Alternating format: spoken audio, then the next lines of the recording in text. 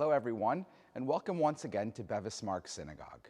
I'm standing with you today here in the upper floors of the Ladies' Gallery. I'm standing here with you because there's all of these historic furnishings that I'd like to share with you today.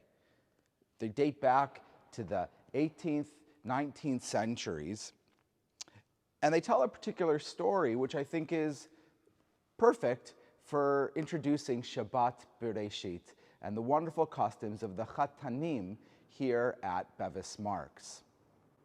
Now, these furnishings originally were in what were known as the vestry building. Now, there's been various vestry buildings over the years. There's what's known as the old vestry and then the new vestry.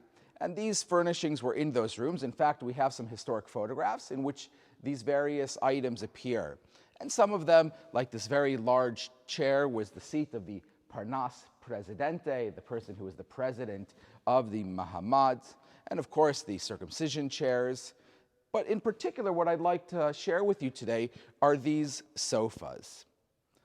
The reason that I'd like to share them with you is because we have a record in the end of our Tabernacles book, the prayer book for Sukkot, that identifies this sofa, and there is a matching one just at the other end, that these were used specifically at the festival of Simhat Torah, Shabbat, Bereshit. How so? Well, they would have been placed at the front of the synagogue, placing them on both sides of the Hechal. And there would sit in each of the sofa one of the Hatanim and his shushbin, his best man, as it were. And indeed, this custom of having two sofas in the front of the synagogue where the Hatanim and the shushbinim would sit can be found in other Spanish-Portuguese communities even until this day.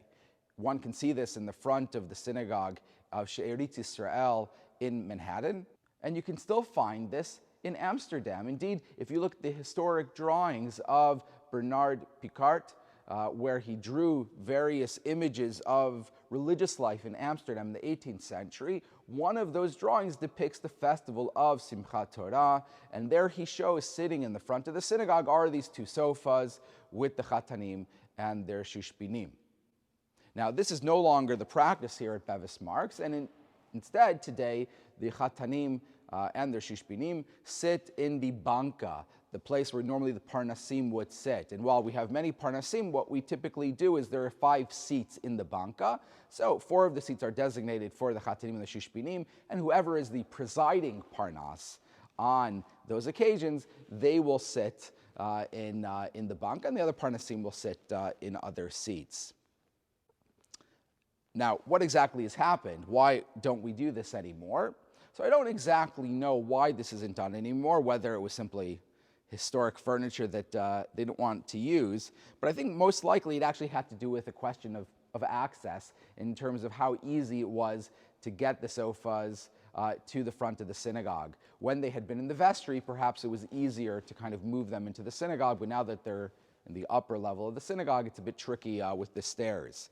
Perhaps when the visitor center is completed and we have the lifts, maybe it'll be possible for us once again to introduce the sitting of these sofas into their use with the Hatanim. Be that as it may, the Shabbat of Bereshit in the Spanish and Portuguese tradition is very much part of the festival season. It's really the true conclusion of the festival season. Indeed, on Simchat Torah, both the Chatan Bereshit and the Chatan Torah will read. And then even on Shabbat Bereshit, where you would expect the Chatan Bereshit to read his portion, we also have the custom that the Chatan Torah will prepare the second reading from the Torah, so that really on both occasions, both the Chatanim have a bit of time in the limelight where we can show our appreciation to them, even though we focus a bit more on the Chatan Torah and Simchat Torah, and a bit more on the Chatan Bereshit on Shabbat Bereshit.